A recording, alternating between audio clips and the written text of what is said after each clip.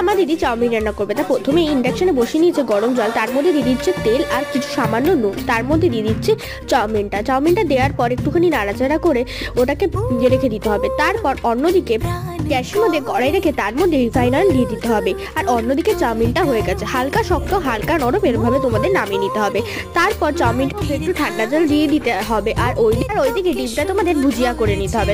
তোমাদের চাউমিনের পরিমাণ যেমন থাকবে তোমরা কিন্তু সবজি আর ডিমটা ঠিক তেমনই নেবে। এই যে এখানে পেঁয়াজ লঙ্কা শসা সব পরিমাণ মতো কেটে নিয়েছে। তারপর আস্তে আস্তে পেঁয়াজ লঙ্কা ওগুলো সব ভেজে দিতে হবে। ভেজে দেওয়ার পর যখন হালকা একটু লাল লাল হবে তখন তোমাদের ওর মধ্যে চাউমিনটা ঢেলে দিতে হবে।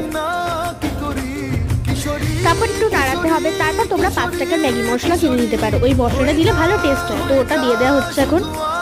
তারপর একটু নাড়াচাড়ার পর তোমরা মেয়োনিজ দিতে পারো, মেয়োনিজ দিয়ে আর একটু নাড়াচাড়া করতে হবে। তারপর একে একে সোয়া সস সবকিছু পরিমাণ মতো দিতে হবে।